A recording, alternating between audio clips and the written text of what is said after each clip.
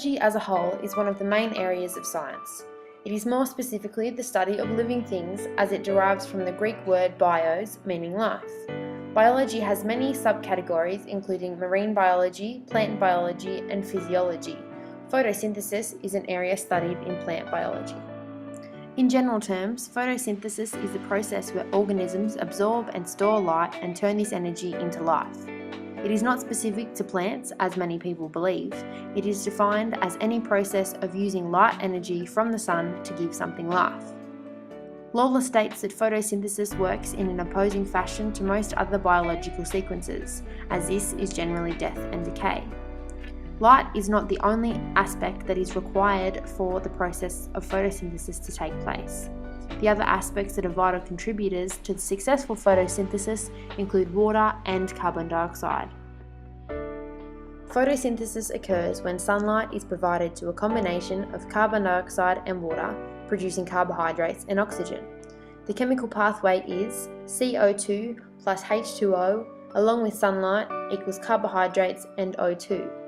Through this chemical pathway, radiant solar energy from the sun is being passed through to plant tissues, creating life in the plant. As mentioned previously, sunlight is essential for photosynthesis to occur, being the major source of light for this chemical process on Earth.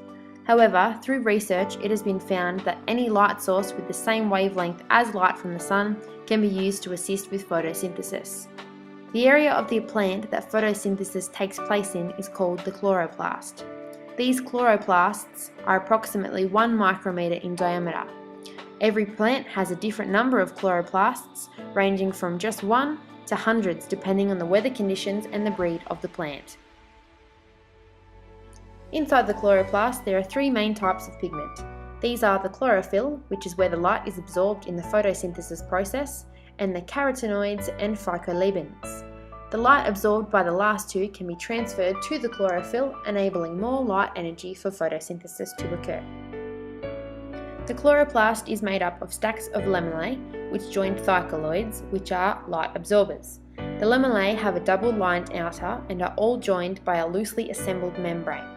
The chloroplast envelope holds all of these aspects of the chloroplast together. On the solar spectrum, photosynthesis happens between the wavelengths of 400 and 1200, which accounts for ultraviolet and visible light. According to the graph displayed from Lawler's 3rd edition of Photosynthesis, the optimal wavelength of light for photosynthesis to occur is 600.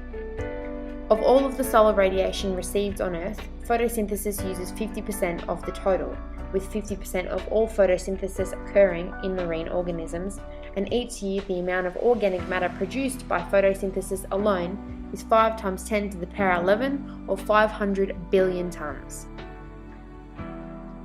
The fact regarding photosynthesis that most people do understand is that it allows plants to produce oxygen and use carbon dioxide. This helps balance the oxygen levels in the Earth's atmosphere, as people and many animals breathe in oxygen and release carbon dioxide. Photosynthesis allows plants to have an opposing process to the human and animal respiratory systems, causing this global balance. Photosynthesis is an invisible biological process that is occurring around us every day, if we have knowledge of it or not.